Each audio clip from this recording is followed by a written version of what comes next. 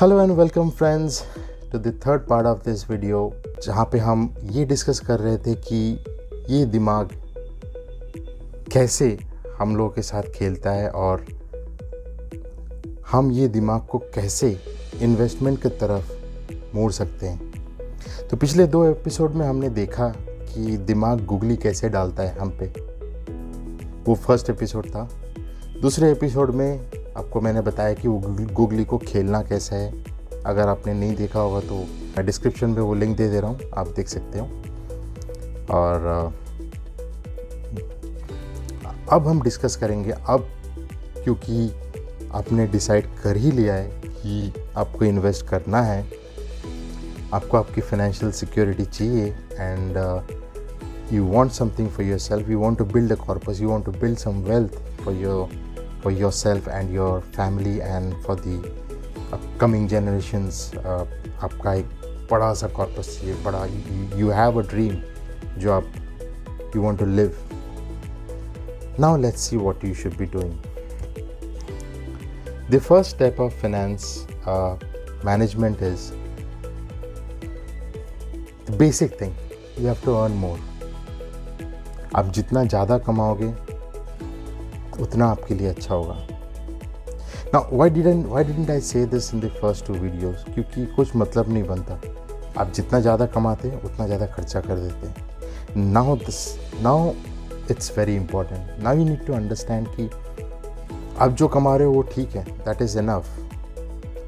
लेकिन आप अगर ज़्यादा कमाओगे that will help you a lot. चलो, I'll take an example of 50,000 a month जो मैंने पिछला इसमें लिया था। आप उतने ही कमा रहे हो। उतने में प्रीवियसली आप पार्टीज़ में जाते थे, घूमने जाते थे, बाहर खाना खाने जाते थे, you enjoyed a lot, आपने ये किया वो किया, whatever you did. And now you have transformed your thought into an investment mindset mentality. और ये investment mindset mentality आने के बाद you have to cut down a lot of things. अगर आपको उसी सैलरी में you have to find out some money for your investments. तो हम क्या करें? The basic steps. The first thing I would like to point out is budgeting. सबसे ज़्यादा इम्पॉर्टेंट है।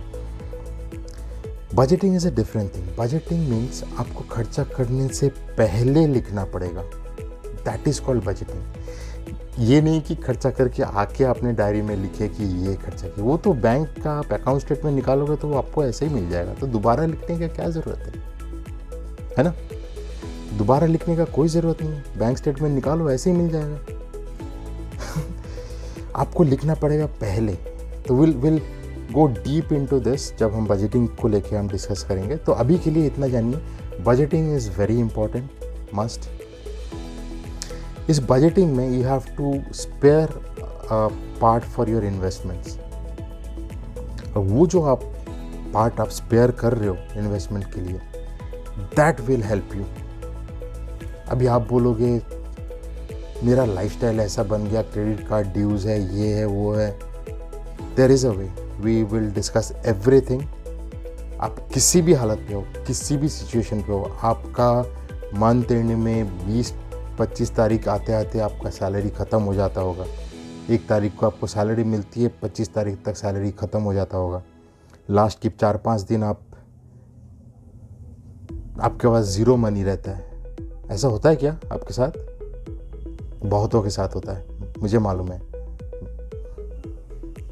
बहुतों के साथ होता है। मेरे अपने बहुत सारे फ्रेंड्स हैं, मैंने देखा है 1 तारीख को सैलरी आई, 20-25 तारीख तक ख़त्म। अगर आपके ऐसा भी सिचुएशन है ना, देयर इज़ अ वे। हम सब कुछ डिस्कस करेंगे इस चैनल पे। तो बजटिंग में ना आपको फाइनेंसिंग का, वो इन्वेस्टमेंट्स का आपको एक स्लॉट देना पड़ेगा कि this is what I need to do. पैसा मुझे इतना आना है, 50,000 रुपया, 40,000 रुपया, 30,000 रुपया, 20,000 रुपया, जो भी आपका सैलरी है, I don't know. Still find out वो थोड़ा सा पैसा जो आपको एक इन्वेस्टिंग जर्नी स्टार्ट करने के लिए मदद करेगा। Even if you are earning as mere as 20,000 rupees a month, 50,000 तो छोड़ो, 20,000 में भी मैं निकाल लूँगा। तो start with a very small amount, as low as 500 रुपया, 100 रुपया, 100 रुपीज़ तो कर ही सकते हो। अब अगर रेस्टोरेंट में खाना खाने जा रहे थे, वहाँ पे तो 500-600 रुपया का बिल आ रहा था मे बी। आप महीने में अगर 2 दिन जा रहे थे तो 1000 रुपया वहीं पे बंद कर दो, घर पे खाओ।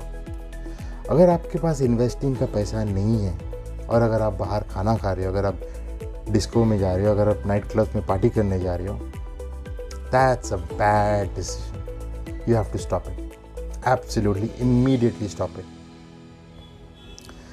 तुरंत बंद करो और तुरंत अपने आप को स्विच करो इस पे, and that is what exactly is required. तो बजटिंग, प्लानिंग एंड उसके बाद proceeding forward with the plan. अब वो प्लान क्या है? Number 1, first thing you need to do is you have to have a term life insurance for yourself. ये बहुत ज़्यादा इम्पॉर्टेंट है। सबसे पहले ये चीज़ करो, सबसे पहले, भले कुछ करो ना करो, अगर इन्वेस्टिंग में कुछ करना है, किसी एक प्रोडक्ट में फर्स्ट टाइम अगर इन्वेस्ट करना है, तो this is the first product that you should be investing, term life plan.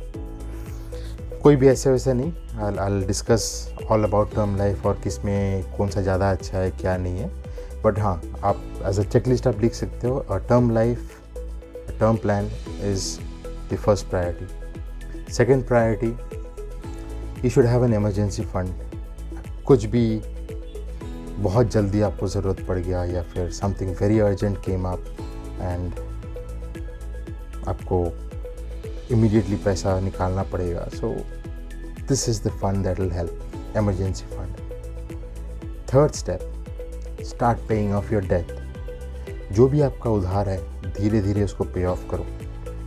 Credit cards, personal loan, home loan तो चलो लंबा है, वो हम डिस्कस करेंगे।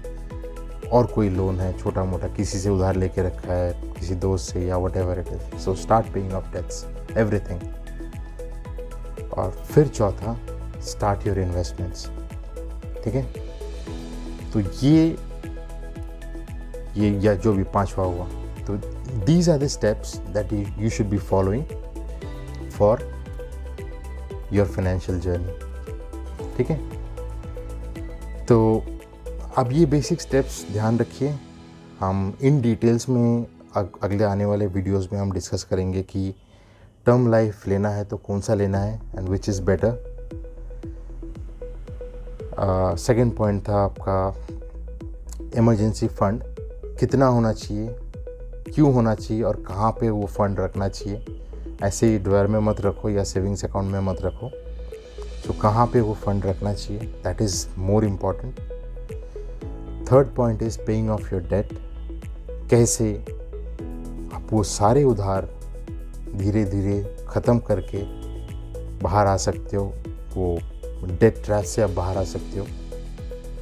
और फिर जो चौथा पॉइंट जो था, which is start your investments. तो इन्वेस्टमेंट्स कहाँ स्टार्ट करना है, किस पे करना है इनिशियली। अगर आपको कुछ नहीं पता तो कैसे पता करना है, कहाँ से पता करना है, और कौन कौन सी इन्वेस्टमेंट एवेन्यूज़ में इन्वेस्ट करना है आपको, ये सब हम डिस्कस करेंगे अपने आने वाले वीडियोस में। तो तब